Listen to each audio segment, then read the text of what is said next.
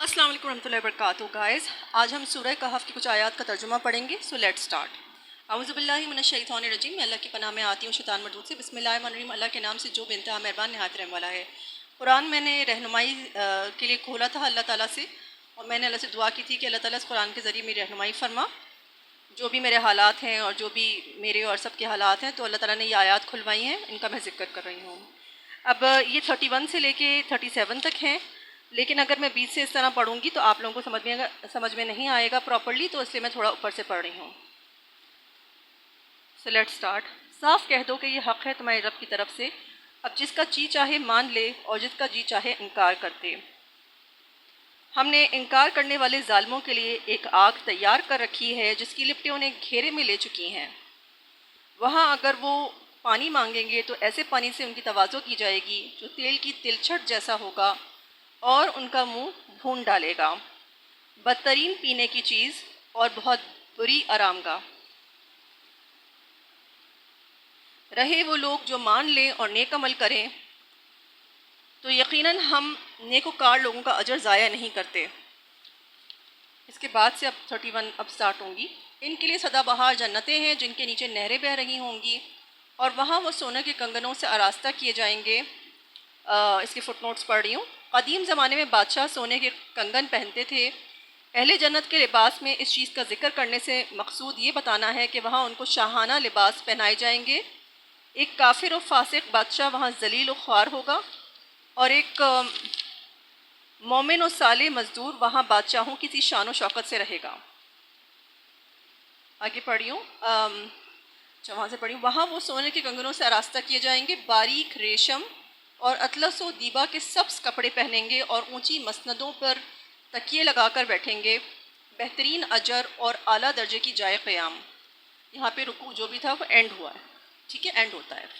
تو یہاں پہ جو ہے مان لینے اور انکار کرنے کا ہم سمجھ رہے ہیں کہ جو ہے نا اللہ سبحانہ تعالیٰ نے قرآن کے بارے میں بات ہو رہی ہے کہ کیونکہ اوپر سے ہم سٹارٹ کرتے ہیں تو اے نبی صلی اللہ علیہ وسلم تمہارے رب کی کتاب میں سے جو کچھ تم پر وحی کیا گیا ہے اسے جوں کا توں سنا دو. کوئی اس کی فرمودات کو بدل دینے کا مجاز نہیں ہے، اور اگر تم کسی کی خاطر اس میں رد و بدل کرو گے تو اس سے بچ کر بھاگنے کے لیے کوئی جائے پناہ نہ پاؤ گے. تو اس سے ایسا محسوس ہو رہا ہے کہ کافر جو ہے چاہتے تھے کہ رد و بدل کریں یا تھوڑی نرمی جو ہے رسول اللہ صلی اللہ علیہ وسلم قرآن کے معاملے میں کریں. تو اللہ تعالیٰ کہہ رہا ہے یہ تمہارے رب کی طرف سے وحی کیا جا رہا ہے، جو تم پر نازل ہو رہا ہے، تمہاری رب کی طرف سے وحی آ رہی ہے. تم اس کو نرم کر کے تم اس کی فرمودات کو بدل نہیں سکتے. اگر ایسا کیا تو ہم بچ کر نہیں جا پاؤ گے، کہیں تمہیں کوئی اور جائے کہ ہم نہیں ملے گی. آگے پڑھیوں. اور اپنے دل کو ان لوگوں کی معیت پر مطمئن کرو جو اپنے رب کی رضا کے طلبگار بن کر صبح و شام اسے پکارتے ہیں اور ان سے ہرگز نگاہ نہ پھیرو. کیا تم دنیا کی زینت پسند کرتے ہو؟ Question mark. کسی ایسے شخص کی اطاعت نہ کرو جس کے دل کو ہم نے اپنی یاد سے غافل کر دیا ہے اور جس نے اپنی خواہش نفس کی پیروی اختیار کر لی ہے اور جس کا طریقہ کار افراد و تفرید پر مبنی ہے. اب یہاں پر کسی ایسے شخص کی اطاعت اختیار نہ کرو، کسی ایسے شخص کی اطاعت نہ کرو، اس پہ جو ہے وہ فٹ نوٹ سے، یعنی ان کی بات نہ مانو، اس کے آگے نہ جھکو، ان کی منشا پوری نہ کرو اور اس کے کہے پر نہ چلو. یہاں اطاعت کا لفظ اپنے وسیع مفہوم میں استعمال ہوا ہے،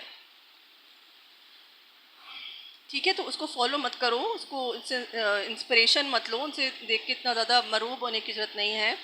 کسی ایسے شخص کی اطاعت نہ کرو جس کے دل کو ہم نے اپنی یاد سے غافل کر دیا ہے اور جس نے اپنی خواہش نفس کی پیروی اختیار کر لی ہے اور جس کا طریقہ کار افراد و تفرید پر مبنی ہے. اس کے نیچے سے سٹارٹ ہو رہا ہے جہاں سے میں نے پڑھنا سٹارٹ کیا کہ صاف کہہ دو یہ حق ہے تمہارے رب کی طرف سے، اب جس کا جی چاہے مان لے اور جس کا جی چاہے انکار کر دے. اور پھر جو میں نے آیات اس کے بعد پڑھی ہیں. ہم نے انکار کرنے والے ظالموں کے لیے ایک آگ تیار کر رکھی ہے جس کی لپٹیں انہیں گھیرے میں لے چکی ہیں. وہاں اگر وہ پانی مانگیں گے تو ایسے پانی سے ان کی تواضع کی جائے گی جو تیل کی تلچھٹ جیسا ہوگا اور ان کا منہ بھون ڈالے گا. بدترین پینے کی چیز اور بہت بری آرام گاہ. ٹھیک ہے. تو ایک کتاب کے بارے میں بات ہو رہی ہے کہ انکار جو کرے گا، اس کی وحی سے جو انکار کرے گا، اور تم جو ہے اس میں اس کو موسٹ پرابلی جو ہے نا یہ وہ واقعہ ہے جہاں پہ نبی کریم صلی اللہ علیہ وسلم جو ہے وہ جو غریب لوگ ہوں گے جو آئے ہوں گے ان کے پاس، ظاہر ہے کہ سب سے پہلے جو ہے غریب اور تنگ دست اور جن کے اوپر ظلم کیا گیا تھا، میرے خیال ہے وہ لوگ آ رہے تھے. وہی میں کوئی اسکالر نہیں ہوں لیکن مجھے جیسے لگ رہا ہے باتوں سے کہ شاید یہ وہ موقع ہوگا تو اللہ سبحانہ تعالیٰ نے کہا کہ ان سے منہ نہ موڑو، اور وہ جب سردار آتے تھے تو رسول اللہ صلی اللہ علیہ وسلم ان کی طرف زیادہ توجہ دیتے تھے، تو شاید یہ وہ والا موقع ہے، اللہ علم۔ تو بہرحال may Allah forgive me if I'm making any mistake۔ تو اللہ سبحانہ تعالیٰ کہہ رہا ہے کہ تم ایسے شخص کے پیچھے نہ چلو، کسی ایسے شخص کی پیروی اختیار نہ کر لو، ایسے شخص سے مروب نہ ہو جاؤ جس کے دل کو غافل کر دیا ہے ہم نے اپنی یاد سے۔ اللہ کی یاد سے دلوں غافل ہو جاتے ہیں نا، جب خواہش نفس میں پڑتے ہیں تو دل میں اللہ کہاں رہتا ہے، پھر نفس کی پسندہ چیز ہی رہتی ہے۔ اچھا، اب اس کے کمپیریزن میں رہے وہ لوگ جو جو مان لیں، یعنی کہ جو ایمان لے آئیں، رہے وہ لوگ جو مان لیں اور نیک عمل کریں تو یقیناً ہم نیک وکار لوگوں کا اجر ضائع نہیں کیا کرتے۔ اچھا، اب یہاں سے جو ہے وہ 31 شروع ہو رہا ہے جو ہماری نکلی ہیں۔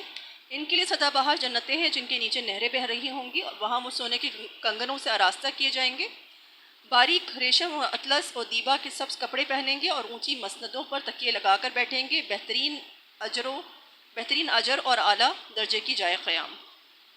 تو یہاں پہ ہمیں تھوڑا سا یہ دیکھیں رک کے کہ جو لوگ انکار کریں گے ان کے لیے آگ ہے جس کی لپٹیں انہیں گھیرے میں لے چکی ہیں، ٹھیک ہے، اور ایسا پانی ہوگا جو تیل کی تلچھٹ جیسا، انہیں بہت گرم پانی ہوگا، کھولتا ہوا پانی ہوگا کہ وہ پئیں گے تو بہت منہ خون ڈالے گا۔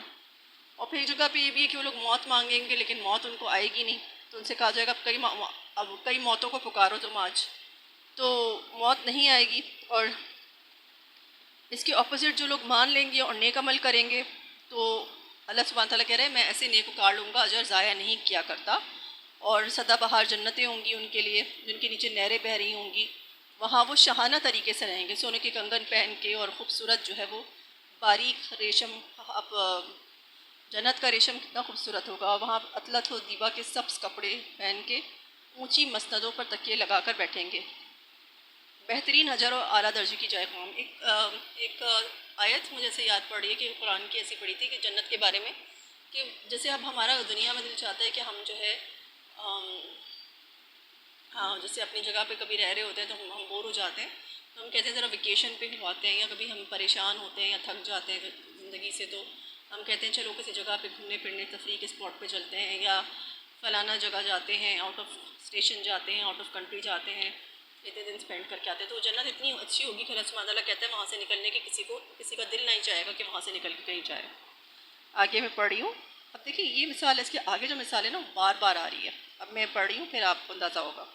اے نبی صلی اللہ علیہ وآلہ وسلم، ان کے سامنے ایک مثال پیش کرو، دو شخص تھے، ان میں سے ایک کو ہم نے انگور کے 2 باغ دیے اور ان کے گرد کھجور کے درختوں کی باڑ لگائی، اور ان کے درمیان کاشت کی زمین رکھی، دونوں باغ خوب پھلے پھولے اور بارآور ہونے میں انہوں نے ذرا سی کسر بھی نہ چھوڑی۔ ان باغوں کے اندر ہم نے ایک نہر جاری کر دی اور سے خوب نفع حاصل ہوا۔ یہ کچھ پا کر ایک دن وہ اپنے ہمسائے سے بات کرتے ہوئے بولا، میں تجھ سے زیادہ مالدار ہوں اور تجھ سے زیادہ طاقتور نفری رکھتا ہوں۔ پھر وہ اپنی جنت میں داخل ہوا اور اپنے نفس کے حق میں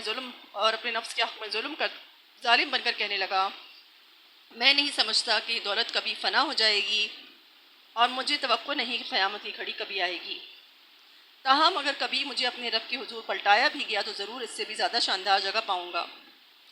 اب یہاں تک میں یہ بتائی تھی کہ بار بار جب یہ آیات نکل رہی ہیں، اس سے پہلے بھی میں نے آپ کو میرے خیال ہے 2 مرتبہ یا شاید اس سے بھی زیادہ ہو سکتا ہے کہ 2 مرتبہ 1-2 مرتبہ یہ مثال آپ کے سامنے پیش کی ہے، لیکن جب میں رہنمائی کے لیے قرآن کھولا آج کہ اللہ تعالیٰ کوئی ایسی چیز مجھے بتائیے جس سے رہنمائی ہو، قرآن کے ذریعے میری رہنمائی فرمائیے، تو پھر نکلا شاید ہمیں اس چیز کی، اس مثال کی، اس لیسن کی بہت زیادہ ضرورت ہے، اور جو چیز جیسے رہنمائی کی ہوتی ہے اللہ تعالیٰ تو وہی نکلواتا ہے۔ ہو سکتا ہے یہ خامیاں ہم لوگوں میں موجود ہیں، اور ان کو ذرا غور سے دیکھیے گا، اکثر ہم اس طرح کی باتیں کرتے ہیں، ہماری سوچ یہی ہے، اسی لیے اللہ تعالیٰ ہماری رہنمائی کے لیے اور ہمیں متنبہ کرنے کے لیے، ہمیں الرٹ کرنے کے لیے کہ ہم کیا کیا غلطیاں کر رہے ہیں، اس کی طرف ہماری اس مثال کی طرف، ان باتوں کی طرف ہماری نظر جو ہے وہ بار بار توجہ ہماری بار بار اس طرف کر رہا ہے۔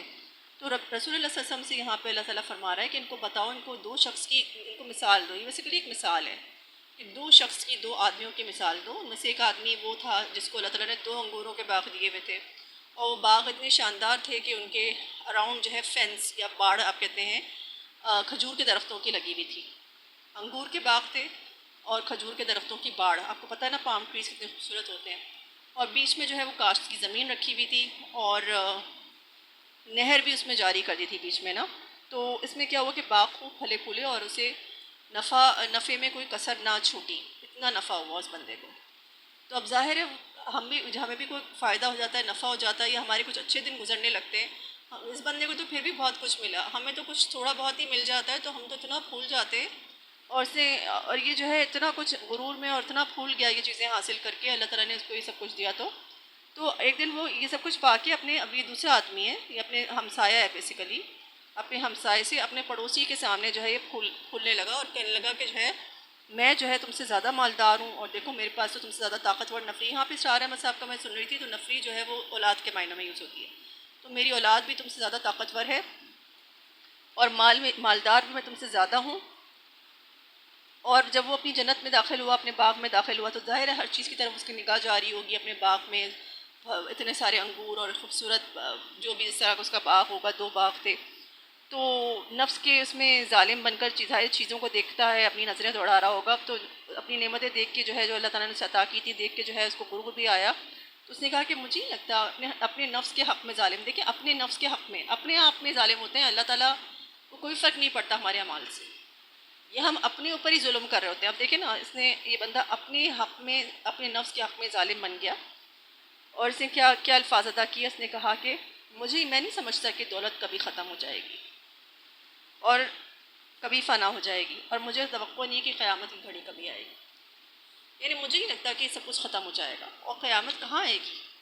مجھے تو نہیں لگتا کہ ہم اپنے اچھے وقت میں کیسے قیامت کو بھول جاتے ہیں, کہ ہمیں تو نہیں لگتا کہ قیامت آ سکتی ہے. ہم اپنے اچھے وقت میں اتنا زیادہ بھول جاتے ہیں, اتنا زیادہ ہم بھول جاتے ہیں کہ ہمیں یہ احساس بھی نہیں ہوتا. ہم کہتے ہیں قیامت آئے گی, اچھا ہو سکتا ہے آئے, مجھے تو نہیں لگ رہا کہ قیامت آئے گی. تو اس نے بھی یہی الفاظ ادا کیے اور یہ کہا کہ جو ہے نا یہ جو میری نعمتیں ہیں نا یہ تو مجھ سے کبھی نہیں چھنیں گی.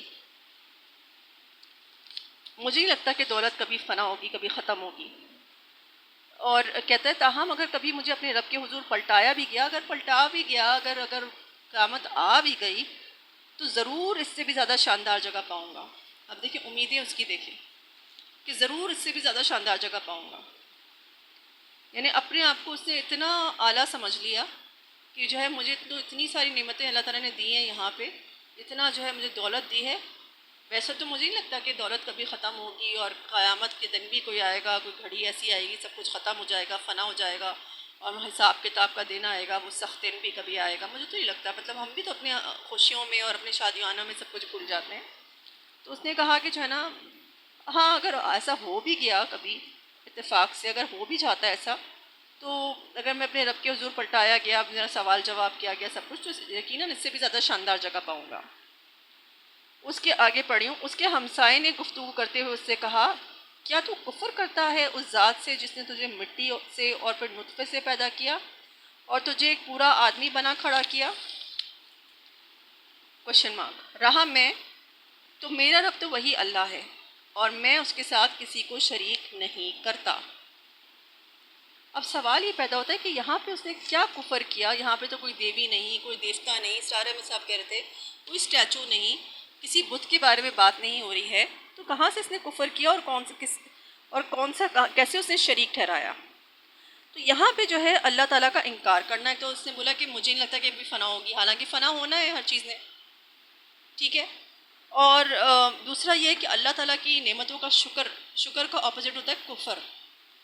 کفر کا مطلب ہوتا ہے انکار کرنا, شکر کا مطلب ہوتا ہے آپ اکنالج کرتے ہو کہ ہاں اللہ تعالیٰ نے مجھے نعمتیں دی ہیں, آپ اس کا شکر ادا کرتے ہو اور اس کی مطیع و فرمانبردار بنتے ہو. یہاں پہ اس نے انکار کر دیا اور اس نے بوسٹ کیا اپنے پڑوسی کے سامنے کہ میں تو تجھ سے زیادہ مالدار ہوں. اس کو نیچا دکھایا, یعنی اپنے آپ کو اس نے اونچا سمجھا اور اس کو نیچا سمجھا. یعنی اس نے اللہ تعالیٰ کی نعمتوں کا انکار کیا, اس نے ناشکری کی, اس نے کفر کیا.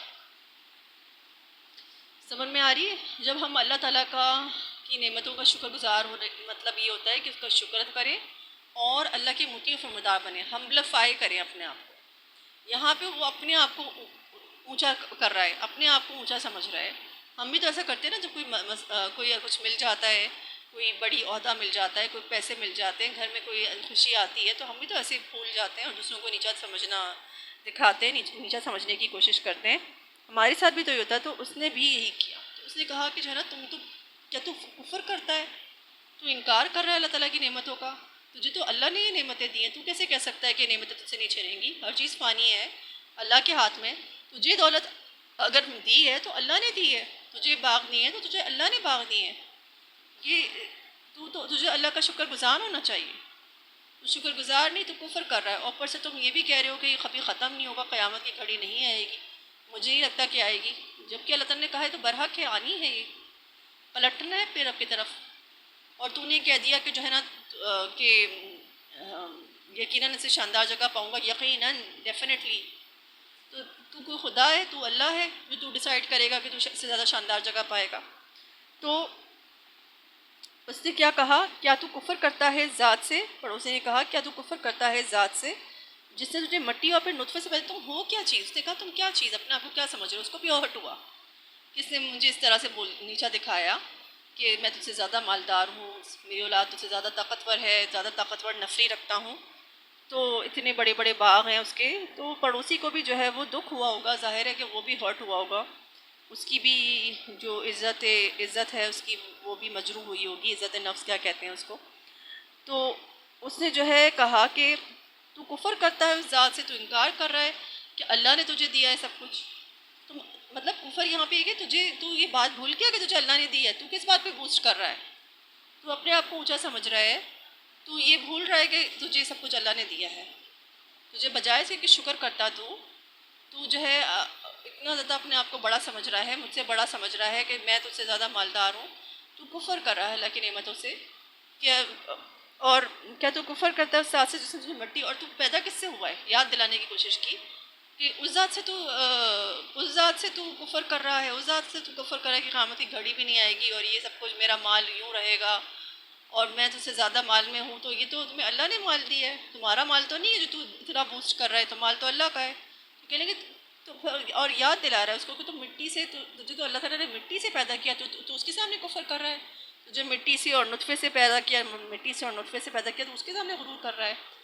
تو اور اس نے مٹی سے اور نطفے سے پیدا کیا اور تمہیں آدمی بنا کر کھڑا کیا۔ تو اس نے کہا رہا میں، پڑوسی نے کہا رہا میں، تو میرا رب تو وہی اللہ ہے اور میں اس کے ساتھ کسی کو شریک نہیں کرتا۔ میرا رب اللہ ہے، جو کچھ مجھے دیا ہے، مجھے پیدا اللہ نے کیا ہے، مجھے جو کچھ اللہ نے دیا ہے، جو چیز دی ہے وہ واپس بھی لے سکتا ہے، ٹھیک ہے نا؟ اور ظاہر فنا بھی ہونا، جو چیز دی ہے وہ واپس بھی لینے کا اختیار رکھتا ہے۔ تو میرا تو کوئی اور، میں کسی کو شریک نہیں کرتا، میرا رب تو وہی اللہ ہے۔ اب دیکھیں ہوتا ہے نا کہ اللہ تعالیٰ جب ہمیں کوئی نعمت دیتا ہے تو ایسا لگتا ہے ہمارا حق ہے اس نعمت پہ، یہ تو مجھ سے کبھی نہیں چھینے گی، مطلب جیسے ہماری ہے، وہ ہماری چیز تو نہیں ہے، وہ تو اللہ نے آپ کو دیا ہے۔ تو یہ بھی جو ہے کفر کے زمرے میں آ جاتا ہے۔ تو اس نے کہا کہ نہیں، میرا رب تو وہی اللہ ہے، رہا میں تو میرا رب تو وہی اللہ ہے اور میں اس کے ساتھ کسی کو شریک نہیں کرتا۔ آگے پڑھیوں، جب تو اپنی جنت میں داخل ہو رہا تھا اس وقت تیری زبان سے یہ کیوں نہ نکلا کہ ماشاءاللہ لا قوت الا باللہ۔ اس کی فٹ نوٹس ہیں، یعنی جو کچھ اللہ چاہے وہی ہوگا، میرا اور کسی کا زور نہیں ہے، ہمارا اگر کچھ بس چل سکتا ہے تو اللہ ہی کی توفیق و تائید سے چل سکتا ہے۔ یعنی اس نے کہا کہ تو اپنی جنت میں داخل ہو رہا تھا تو تیری زبان سے یہ کیوں نہ نکلا یہ کبھی ختم نہیں ہوگی دولت، مجھے نہیں لگتا کہ کبھی ختم ہوگی، کبھی فنا ہوگی، اور مجھے نہیں لگتا کہ قیامت کبھی آئے گی اور مجھے جو ہے ہر چیز کا حساب کتاب دینا پڑے گا، اور اگر ہو بھی گیا تو اس سے زیادہ شاندار جگہ پاؤں گا۔ تو اس نے کہا کہ یعنی تو اپنی جنت میں داخل ہو رہا تھا تو تیرے منہ سے یہ کیوں نہ نکلا کہ ماشاءاللہ لا قوت الا باللہ، یعنی جو کچھ اللہ چاہے وہی ہوگا، جو کچھ اللہ چاہتا ہے وہی ہوتا ہے، ہمیں جو دیا ہے وہ بھی اللہ نے دیا، اور یعنی جو کچھ اللہ چاہتا ہے وہی ہوگا، میرا اور کسی کا کچھ زور نہیں ہے۔ یہاں اگر یعنی کہ وہاں پہ بھی جو ہے اس نے کہا کہ جو ہے نا یقیناً رب کے پاس پلٹاؤں گا تو اس سے زیادہ شاندار جگہ پاؤں گا، تو کہا کہ میرا اور کسی کا کچھ زور نہیں ہے، یعنی جو کچھ اللہ چاہے وہی ہوگا، میرا اور کسی کا کچھ زور نہیں ہے، ہمارا اگر کچھ بس چل سکتا ہے تو اللہ ہی کی توفیق و تائید سے چل سکتا ہے۔ اگر ہمیں کچھ دیا ہے تو وہ اللہ نے ہی دیا ہے، یہ مال اولاد سب اللہ نے ہی دیا ہے۔ آگے پڑھیوں، اگر تو مجھے مال اور اولاد میں اپنے سے کمتر پا رہا ہے تو بعید نہیں کہ میرا رب مجھے تیری جنت سے بہتر عطا فرما دے اور تیری جنت پر آسمان سے کوئی آفت بھیج دے جس سے وہ صاف میدان بن کر رہ جائے، یا اس کا پانی زمین میں اتر جائے اور پھر تو اسے کسی طرح نہ نکال سکے۔ تو اس کا دل بھی ہرٹ ہوا لگتا ہے، آبویسلی اسرار احمد صاحب بھی کہتے ہیں ہرٹ ہوا ہے۔ تو اللہ کا بندہ تھا، اس نے کہا کہ جو ہے نا میرا رب مجھے ایسا بھی ہو سکتا ہے، کوئی بعید نہیں کہ تو تیری جنت سے اچھی جنت ہو، تیرے باغوں سے اچھا باغ مجھے دے دے، اور تیری جنت کو جو ہے تباہ و برباد کر دے کہ اس کا پانی زمین میں اتر جائے، یا یہ بالکل چٹیل میدان بن جائے، اس کا پانی زمین میں اتر جائے،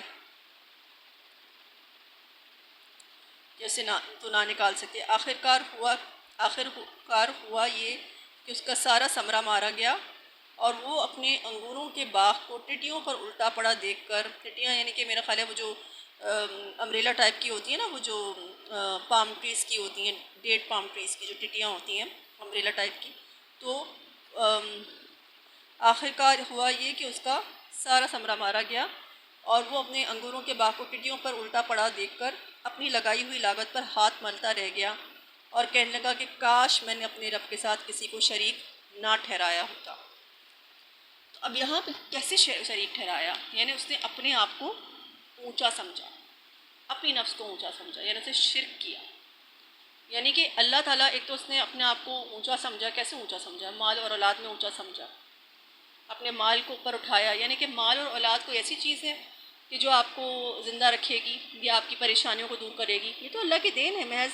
ایک جگہ سورہ کہف میں یہ بھی فرمایا ایک جگہ پہ اللہ تعالیٰ نے کہ مال اور اولاد تو زندگی کی ہنگامی آرائش ہے، حیاتی دنیا کی زندگی کی ہنگامی آرائش ہے، آخر کار تو باقی رہ جانے والی نیکیاں ہی تیرے رب کے نزدیک نتیجے کے لحاظ سے بہتر ہیں، انہیں سے اچھی امیدیں وابستہ کی جا سکتی ہیں۔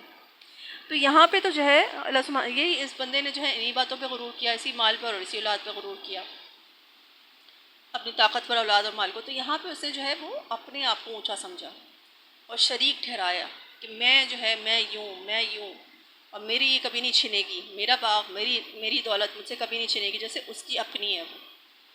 اس نے یہ نہیں کہا کہ شکر الحمدللہ اللہ تعالیٰ نے مجھے باغ دیا ہے، ماشاءاللہ لا قوت الا باللہ۔ ہمیں بھی اپنی اچھی چیزوں کو دیکھ کے اس طرح کے جملے اور دل سے یہ سمجھنا چاہیے کہ اللہ کا شکر ہے اس نے ہمیں یہ دیا ہے، اللہ کا احسان ہے۔ ٹھیک ہے سر، ہم کہتے ہیں نا نظر نہ لگے کسی چیز کو تو ماشاءاللہ کہو، جو اللہ نے چاہا وہ دیا، اللہ کا شکر ہے، اور لا قوت الا باللہ، کوئی قوت نہیں سوائے اللہ کے، تو میری کوئی اوقات نہیں ہے، مجھے جو کچھ بھی دیا ہے وہ میرے رب نے دیا ہے، اور اگر وہ لے گا تو میرا اس پہ کوئی زور نہیں ہے۔ تو اس نے کیا کیا؟ بالکل اپوزٹ کیا اس کے، اپنے آپ کو سمجھا، اپنے مال اور اولاد کو سمجھا اور اس پہ پوسٹ کیا۔ اس میں نفس پرستی بھی ہے، اس نے جو ہے نا اپنے یہ نفس پرستی، یہ مال اور اولاد انسان کی نفس کو بوسٹ کرتی ہیں، وہ اپنے آپ کو نفس امارہ کو بوسٹ کرتی ہیں، اپنے آپ کو خدا سمجھنے لگتا ہے جیسے میرا جیسا کوئی نہیں، اسی لیے تو اس نے اپنے آپ کو خدا سمجھا اور دوسرے کو نیچا دکھایا۔ ہم بھی تو ایسے ہی کرتے ہیں، غرور تکبر کیا جو شیطان کا خاصہ ہے۔ سب سے پہلا میرا خیال ہے، لوگ کہتے ہیں نا گناہ ہی وہ ہے کہ تکبر، جس میں شیطان نے تکبر میں آ کے انسان کو سجدہ ہی نہیں کیا جب اللہ تعالیٰ نے اسے حکم دیا، اس کو فرشتوں کو، فرشتوں سے جھک گئے لیکن شیطان نہیں جھکا۔ تو وہ خود کہنے لگا کہ کاش میں نے اپنے رب کے ساتھ کسی کو شریک نہ ٹھہرایا ہوتا۔ آپ دیکھیں یہاں پہ کوئی دیوی دیوتا نہیں ہے، لیکن یہ ہمارے جملے ہوتے ہیں، اور ان باتوں کو ہمیں اچھے سے سمجھنا چاہیے۔ ٹھیک ہے، آگے میں پڑھی ہوں۔ نہ ہوا اللہ کو چھوڑ کر اس کے پاس کوئی جتھا کہ اس کی مدد کرتا، اور نہ کر سکا وہ آپ ہی اس آفت کا مقابلہ۔ اس کی جو نفری تھی، طاقتور نفری جس پہ غرور کرا تھا، تو اللہ سبحانہ تعالیٰ یہاں پہ فرما رہا ہے اس وقت معلوم ہوا کہ اچھا نہ ہوا اللہ کو چھوڑ کر اس کے پاس کوئی جتھا کہ اس کی مدد کرتا، اور نہ کر سکا وہ آپ ہی اس آفت کا مقابلہ۔ جو اپنے آپ کو بھی بڑا سمجھ رہا تھا، اپنے جتھے کو مضبوط سمجھ رہا تھا، طاقتور سمجھ رہا تھا، اللہ سبحانہ تعالیٰ نے کہا کہ اللہ کے علاوہ کوئی نہیں رہا اس کی مدد کرنے والا کہ وہ اس آفت کا مقابلہ کر سکتا۔ آگے پڑھیوں۔ اس وقت معلوم ہوا کہ کارسازی کا اختیار خدائے برحقی کے لیے ہے، انعام وہی بہتر ہے جو وہ بخشے، اور انجام وہی بہتر ہے جو وہ دکھائے۔ تو کارسازی کا اختیار، ہر چیز کا اختیار، دینے کا اختیار، لینے کا اختیار، جو چیز دی ہے وہ بھی اللہ کی طرف سے، جو چیز لی ہے۔ ایک اور بھی اگزامپل جو ہے اس کے نیچے مینشن ہوئی بھی ہے، وہی جو میں نے کہا کہ حیات دنیا کی اگزامپل جو ہے رسول اللہ صلی اللہ علیہ وسلم سے فرمایا ہے مختصراً یہ کہ ان کو سمجھاؤ کہ جسے آج جو ہے وہ آسمان سے اللہ تعالیٰ نے پانی برسایا اور زمین کی پود خوب گھنی ہو گئی، اور پھر کیا ہوا، اگلے دن کیا ہوا کہ بالکل وہ نباتات اور ساری پلانٹس جو گئے تھے وہ سب ٹھوس بن کے ہوائیں لیے اڑی پھرتی ہیں کہ کوئی ان کی خبر لینے والا نہیں ہے. تو وکان اللہ علی کل شیء مقتدرا، اور اللہ ہر چیز پر قدرت رکھتا ہے. جب وہ دینے پہ قدرت رکھتا ہے تو وہ لینے پہ بھی قدرت رکھتا ہے. اور پھر آگے وہی بات مینشن ہوئی جو ابھی جسٹ میں نے ابھی کہی کہ یہ مال اور اولاد محض دنیاوی زندگی کی ایک ہنگامی آرائش ہے، اصل میں تو باقی رہ جانے والی نیکیاں ہی تیرے رب کے نزدیک نتیجے کے لحاظ سے بہتر ہیں اور انہی سے اچھی امیدیں وابستہ کی جا سکتی ہیں. یہ جو ہے 46 نمبر کی آیت ہے جو میں نے پڑھی ہے.